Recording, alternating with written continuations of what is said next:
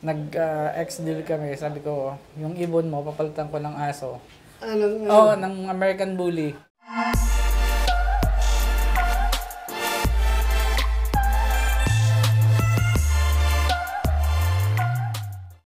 Nandito naman kami sa breeder. Ito yung tambayan nila dito. Mukhang masarap tumambay dito. Dito sila nagbe-breed.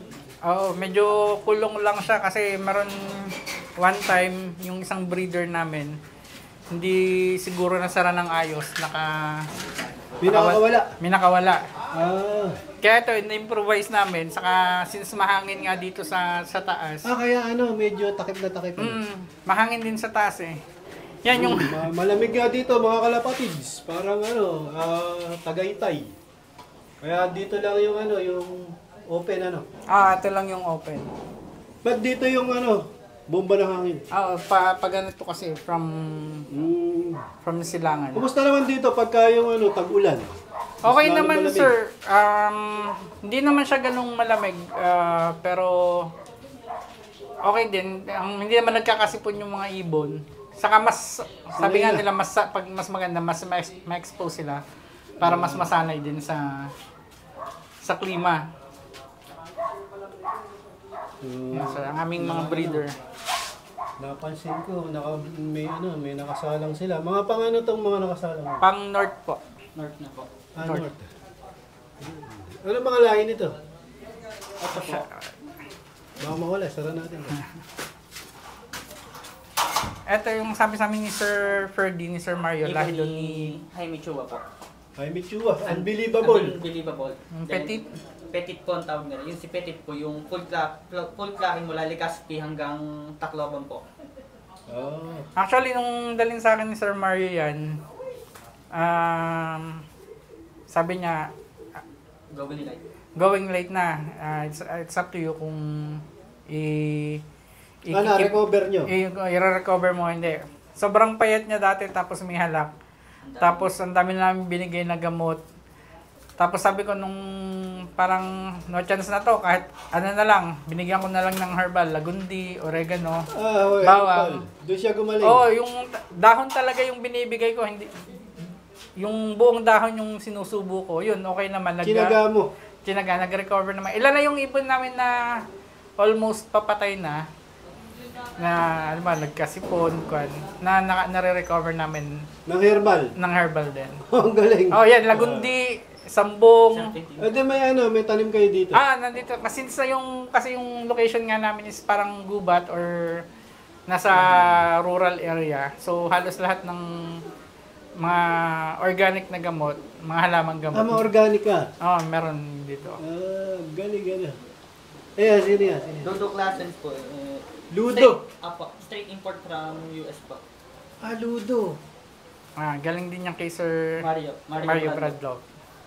Yun, pag binaliktad mo, dulo. Ayan yung Ludo. Ayan, mga kalapatids, Ludo Classen. Ayun. Ayan, nakabreed kasi. Imported. Ibig sabihin, ngayon pala susubukan yung mga yan. Opo. Pero sa ibang loft, kasi si Sir Mario, marami siyang ibon na sa mga kaibigan niya. Tapos nung nakilala ko nga, nag-ex-deal kami. Sabi ko, yung ibon mo, papalitan ko ng aso. Ng American Bully. Kaya anong naglulukan kami ni Sir Kyril, sabi, lahi nung mga ibon namin. Sabi ko, alam ko lahi niyan. Dating tumatahol yung mga yan, naging ibon. Yung mga pinalit lang na aso. Hindi siya Kasi hindi masyado naglabas ng mas preferred ko kasi yung ganon na... Kasi yung ibang aso namin, hindi ko din pangbenta. So, minsan bigay ko sa kaibigan ko. Pero mas mahal ang aso. Ang pong, okay lang. Sa akin, okay lang yun. Basta mas maalagaan ng ayos. Saka, kasi kahit nung nasa ibang bansa, pagbilihan kasi, parang after nung transaction, wala na, tapos na. Pero pag halimbawa, sige, bibigay ko yung aso ko sa'yo, bigyan mo akong ibon. So, meron pa rin yung relationship nyo, bilang magkaibigan is nandun pa rin. Pwede mong kamusta, no? Kamusta na yung aso? Kamusta na yung ibon ko dyan? Ano nang balit? So, yun, doon namin nagiging Ano mo rin, makakamusta. makakamusta mo pa rin yung kwan. Tingnan mo, inalagaan mo naman. Sino yan? Ito po, ibon to ni Sir Michael Paduro. Ayan, ni Sir Mas Michael kilala Paduro. pong MPAD. Empad Law. Ano daw lahi niya? Terminator bakal po, cross sa Bolt.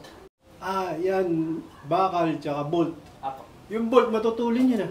Oo nga daw, sir. Kasi ako hindi ako masyadong familiar. Siya yung mas Parang nakakakwentuhan. yung mahal na ibon sa ano. Pipa po. Si Bolt, yung sikat. Oh, marami siyang ibon na kwan eh. Parang nagko-collect nga siya ng ibon. Tibay, tsaka bilis. Pinagsama. Ayan. Sir Michael Padura. Ay, yung kapara siya, sino? Ano po siya?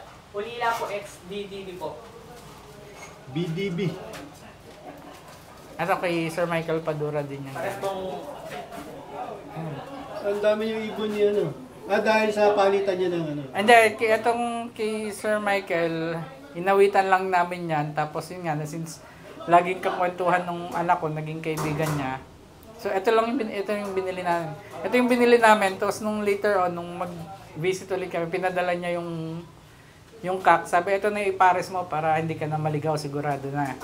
Kasi subok na niya yan. Tapos... mga ano, proven ano niya na, ang pair. Kasi hindi siya naglilipad sa mga club. More on OLR siya naglalaro. Ito, ano daw lahi niya? Ulila po, ex-DDB. Ano yung ulila? Parang ano po, parang sa Manila din po ang ano. Kumbaga, ano niya na, trade. Yung nagback nasunog daw na po. lahi niya. History daw po na parang Nasunog sa yung- loft, nasunog yung loft. Isa lang yung nag-survive. Tapos na, yung Tas- tumira yung nag-survive. Tumira yung Malagi siya, nag-survive. kaya ano, ulila. Kaya ulila yung naging pangalan niya. Ang galing. Ito namang mga tututubi galing din yan kay Sir Mario. Saka kay Sir Val Maliksi. Ito yung unang ibon namin na galing kay Sir Val Maliksi, yung opal na Ito, ang ganda ako pala. Lahat po na kina Sir Arpol. Sir Arpol. Di ano yan, Benito Goke. Mm. Mahilig nga sa ano yun, sa mga Off color. Sa mga opal. Baka may lahi naman yan, tututubi. Ito yung hen niya. Yung kapares. Yung kapares is tututubi din yan, no? Magkaibang Tutubi ex-Jayso Hukman.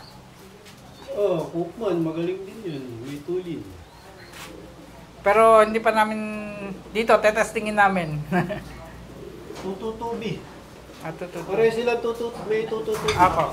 Ayun. Ayos, ang ganda ng breed. Line breed. Ano mong sabi nung isa naming kaibigan, niya naman nagpastad ng aso. Ito pala, kay Sir Mario din to. Sir Mario, yung Sir Joven po, kapatid nung kanyang taklaban finisher na si Bulik. Ayan. Ba't kulay brown? Wala po siya nahuli na kulay sa anong po nito. Pero pooling, Walang lahing imbrick yan. wala po. Ano po siya, masili. Kasi masili, kaya brown. Oo nga. Multiple pooling winner daw po at mga spring trace daw po. Ano po siya, parang half set blink po kay Bulik na taklaban finisher.